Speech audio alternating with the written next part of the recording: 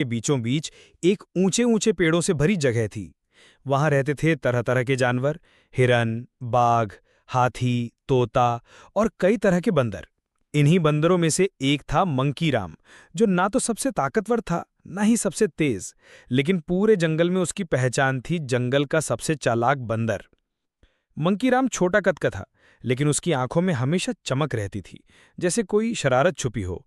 उसकी चपलता और दिमागी तेजी के कारण वह बड़े से बड़े जानवर को भी मात दे देता था। चालाकी की शुरुआत। एक सुबह सूरज की हल्की किरणें पेड़ों के टहनियों से छन कर आ रही थी। मंकीराम एक बड़े आम के पेड़ पर बैठा पके हुए आम खा रहा था। तभी उसने नीचे देखा, एक बाघ धीरे धीरे उस पेड़ की तरफ बढ़ रहा था। बाघ का नाम था शेरू, जो पूरे जंगल में अपने गुस्से और ताकत के लिए मशहूर था। शेरू को मंकीराम से पुरानी दुश्मनी थी।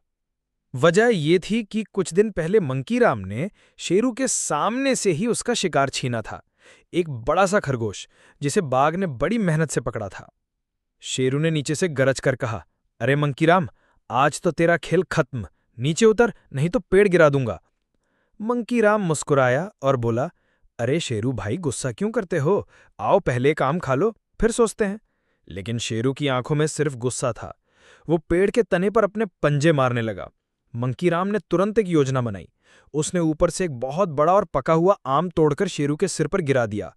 आम के चिपचिपे रस से शेरू की आंखें बंद हो गई और वो चिल्लाता हुआ पीछे हट गया। जंगल की पंचायत। इस घटना के बाद जंगल के कई जानवर मंकीराम के पास आए। तोता बोला, भाई तुम तो सच में सबसे चालाक हो, लेकिन ध्यान रखना, शेरू बदला जरूर लेगा। हिरण ने कहा, हमें मिलकर रहना होगा, वरना वो एक एक करके सबको परेशान करेगा। मंकीराम ने सभी को भरोसा दिलाया कि वो शेरू से निपटने की योजना बनाएगा। जाल में फंसाना। कुछ दिन बाद मंकीराम ने देखा कि शेरू नदी के किनारे पानी पी रहा है।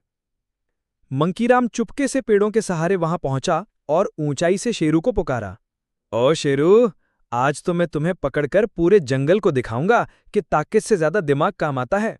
शेरू ने ऊपर देखा और गुस्से से दहाड़ा। मंकीराम ने तुरंत दूसरी तरफ भागना शुरू कर दिया। ये सब योजना के तहत था। मंकीराम ने पहले से ही नदी के किनारे गड्ढा खोदा था, जिसमें पत्ते और टहनियां डालकर उसे ढक दिया था। जैसे ही शेरू तेजी से भागा, उसका पैर गड्ढे में फंस गया।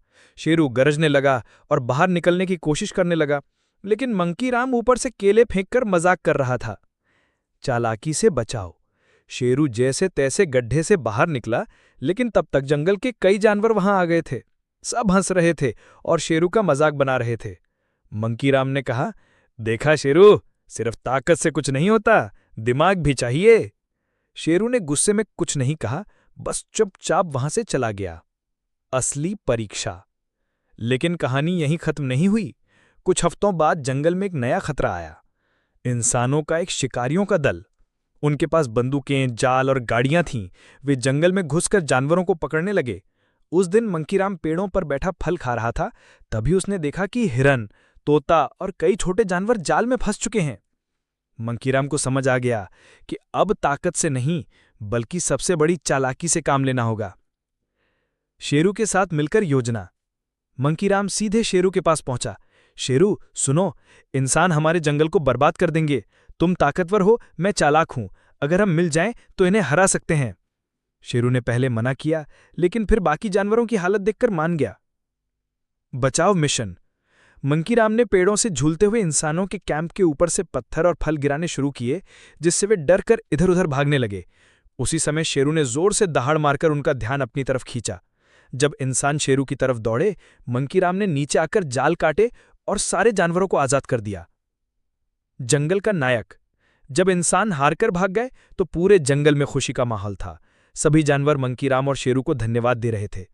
तोते ने कहा, आज समझ आया कि ताकत और दिमाग मिलकर कुछ भी कर सकते हैं। मंकीराम मुस्कुराया और बोला, और हां, सबसे बड़ा हथियार है एकता।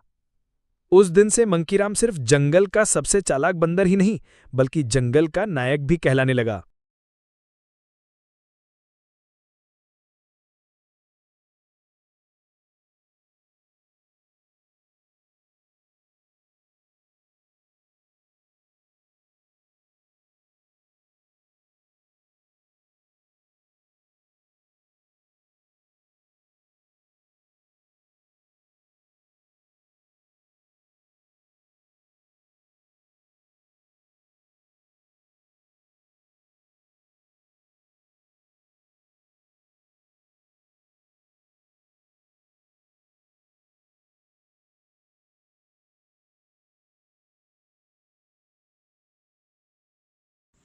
भाई मैं छोटा क्रिएटर हूँ, थोड़ा तो सपोर्ट कर ही सकते हो।